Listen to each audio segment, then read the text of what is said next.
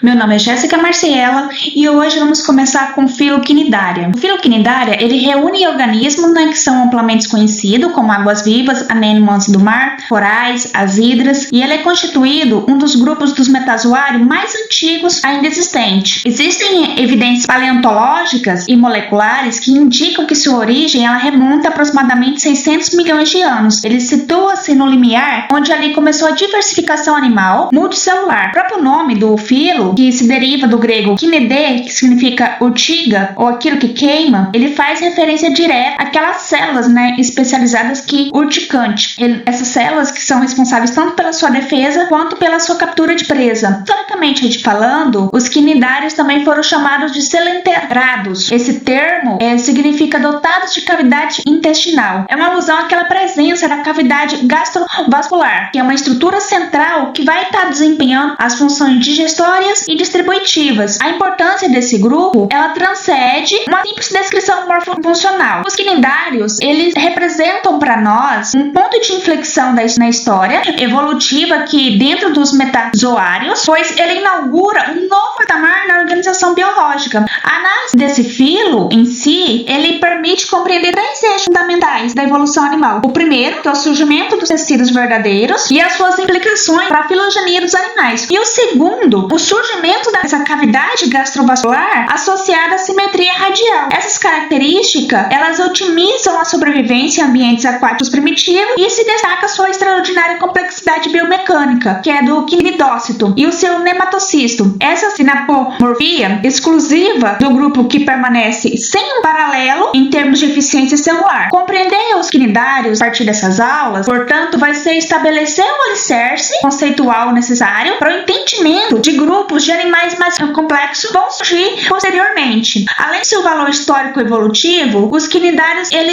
exerce o papel ecológico fundamental nos ecossistemas aquáticos atuais, como os recifes de corais, por exemplo, que constitui um dos ambientes mais biodiversos do planeta. Ele funciona como área de abrigo, alimentação, reprodução para inúmeras espécies. Dessa forma, o nosso estudo dos quinidários não apenas vai esclarecer alguns eventos chaves na evolução animal primitiva, mas também vai subsidiar a nossa compreensão de processos ecológicos contemporâneos e dos impactos ambientais que ameaçam esses organismos hoje, como o aquecimento global e a acidificação dos oceanos. Então vamos observar aqui, os quinidários, ele representa essa transcrição definitiva entre os parazoa. A gente já explicou sobre os poríferos e os eumetazoa, que são os animais dotados de tecidos verdadeiros. Essa transcrição, ela não vai se limitar a uma mudança de estrutura visível, mas ela vai estar refletindo um avanço profundo e o desenvolvimento embrionário na especialização celular. Então, a formação de tecidos organizados vai permitir a divisão funcional do corpo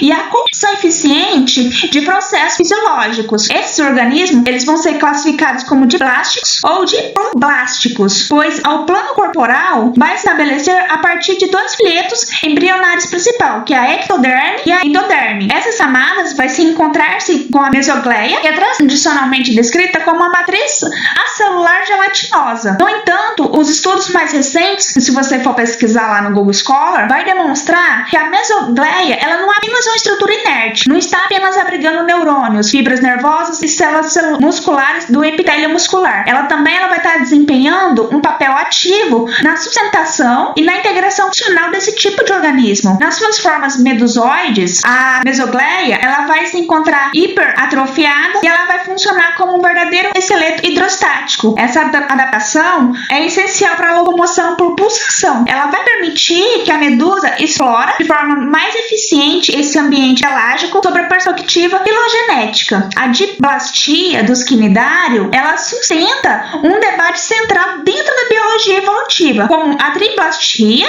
dos bilatéria, que teria surgido a partir do ancestral de plástico, ou de forma alternada a diplastia, que é observada em quinidários e quinitenóferos. Isso seria, por acaso, um resultado de uma simplificação secundária? Evidências genômicas têm contribuído para essa discussão. Os estudos com a nematostela e outros antozoa vão revelando a presença de genes homólogos àqueles envolvidos na formação do mesoderma e em bilateria. Esses achados, eles sugerem para nós que o ancestral comum entre os quinidários quinários e os bilatérios, eles possuem complexidade genética muito maior do que aquela que está inserida apenas na morfologia atual. Isso nos reforça a ideia de que a evolução dos planos corporais ele foi um processo mais gradual e dinâmico do que o previamente imaginado. Essa complexidade embrionária genética, ela posiciona os quinidários como organismos-chave para estudos comparativos em biologia evolutiva, que é do desenvolvimento, que é aquele nosso evo-devo. Ao revelar essa estrutura molecular que está relacionada ao mesoderma, ela já está presente em ancestrais pré-cambrianos. Esses quinidários, ele desafia modelos lineares de evolução e reforça a ideia de que a diversificação dos planos corporais dos animais, ele se ocorreu por realizações progressivas em sistemas genéticos ancestrais e não por causa das inovações abruptas. Aqui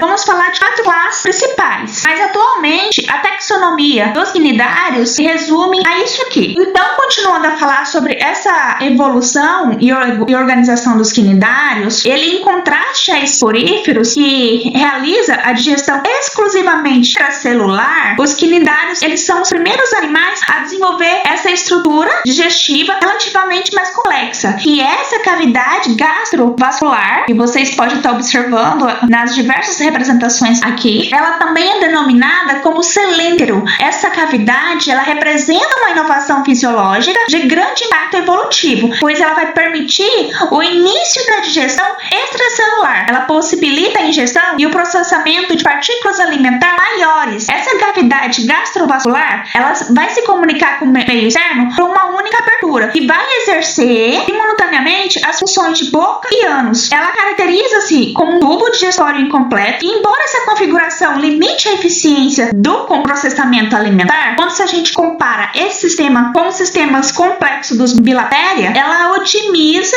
a economia energética ao permitir que os nutrientes sejam distribuídos diretamente do próprio lume da cavidade. Então, ela supre a ausência de um sistema circulatório especializado. Associado à inovação fisiológica, ela se encontra dentro da simetria radial, uma característica que é estrutural altamente atrativa ao nosso ambiente estudado, que é o aquático. Em organismos sésseis, como os pólipos, e as formas de locomoção não direcional, como as medusas, a simetria radial vai estar maximizando a interação ambiente. Ela permite a captura de presas e a detecção de estímulos provenientes de qualquer direção. Os estudos ecológicos, eles demonstram que essa simetria ela é mantida mesmo em ambientes de alto estresse, como as zonas de entre-maré e os ecossistemas de água doce. Ela evidencia seu alto valor adaptativo. Diferentemente da simetria bilateral, que favorece a cefalização e a locomoção direcional, essa simetria radial, ela otimiza a exploração tridimensional do espaço aquático. Ela é particularmente eficiente para estratégias de predação, daquela predação oportunista, que é para uma vida séssil prolongada, como é observado em corais construtores de Recife. E, desse ponto de vista evolutivo, o sistema nervoso difuso nos quinidários, eles representam passo decisivo na história da coordenação comportamental animal. Essa inovação, ela permite respostas integradas ao ambiente, sem a necessidade de centralização nervosa. Ela demonstra que a complexidade funcional, ela pode emergir mesmo em arquiteturas anatômicas que são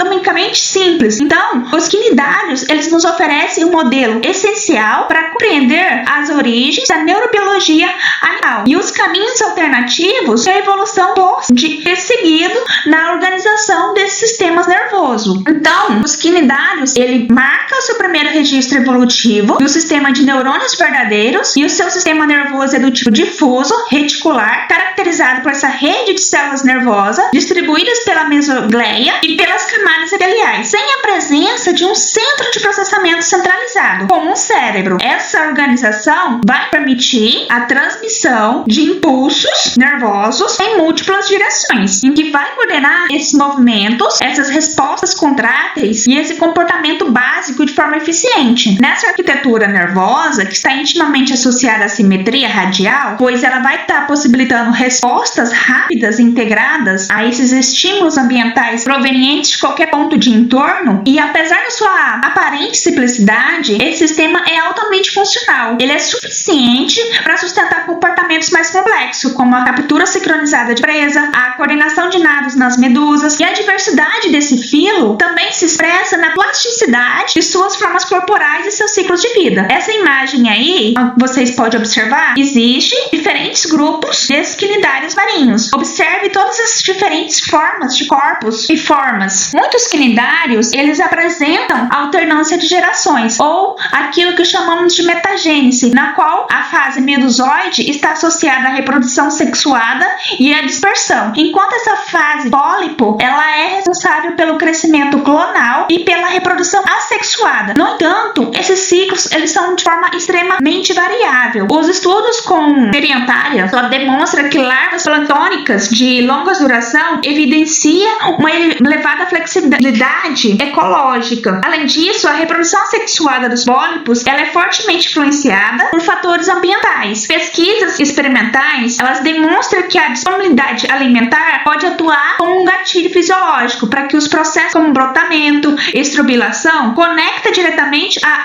ecofisiologia à estratégia evolutiva de manutenção e expansão dessa população. Então, se a gente observar sobre uma perspectiva integrativa, os quinidários, eles sintetizam essas inovações celular, teciduais e funcional e vai redefinir os limites da organização primitiva. Essa eficiência da biomecânica do quinidócito, que está aliada à coordenação nervosa e difusa e à organização de plástica, ela evidencia que a evolução da complexidade, ela é dependente exclusivamente do aumento de números dessas camadas embrionárias, ou seja, a centralização do sistema. Podemos dizer então que o filo quinidária, ele ocupa uma posição estratégica dentro da filogenia animal, porque ela funciona como se fosse um elo conceitual indispensável entre essas formas multicelulares simples e os metazoários de maior complexidade estrutural. A principal sinapomorfia do filo quinidária é o quinidócito. Ele se encontra dentro do nematocisto, que é uma cápsula microscópica que ela vai abrigar esse filamento enrolado que é associado a essas toxinas biologicamente ativas, e o disparo desse nematocisto é um dos processos celulares mais rápidos conhecidos. Ele se ocorre em frações de microsegundo. Esse mecanismo vai se basear em uma mudança abrupta na pressão osmótica interna dessa cápsula, que vai atingir valores aproximadamente 150 atm. A ativação ocorre pelos estímulos mecânicos e químicos que é captado pelo quinidócilo. Ele resulta de uma despressurização violenta, onde ele vai estar ejetando esse filamento, e muitas vezes esse filamento ele está provido de espinhos que vai penetrar na presa e vai estar inoculando um coquetel de toxina.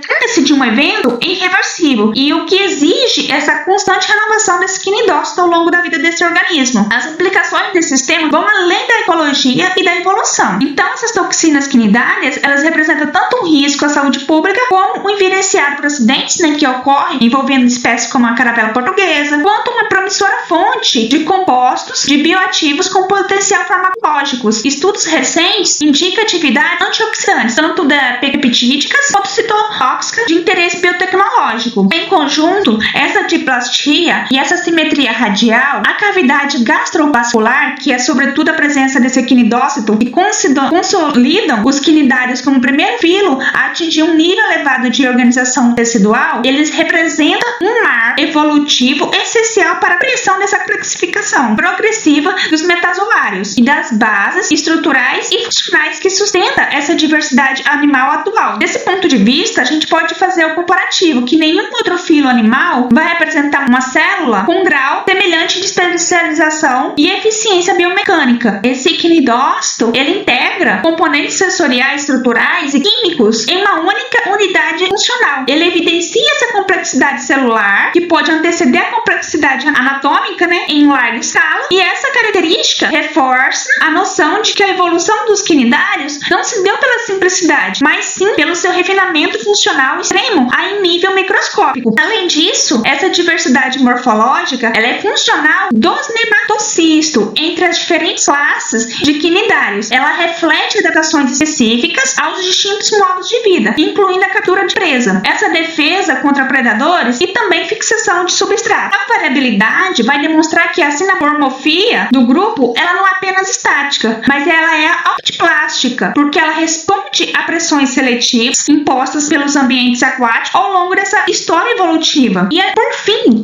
nós podemos entender que esse estudo dos quinidócitos ele tem se consolidado em uma área interdisciplinar, envolvendo a zoologia, a biofísica, a psicologia e a biotecnologia. Para nós, essa compreensão do mecanismo molecular e físico que reage ao disparo desse nematocisto não apenas amplia o conhecimento sobre a evolução animal primitiva, mas ela também vai nos abrir perspectiva para aplicações biomiméticas e farmacológicas no futuro. Ela representa a relevância científica contemporânea dentro desse filo do Quinidária. Então, gente, até a próxima aula!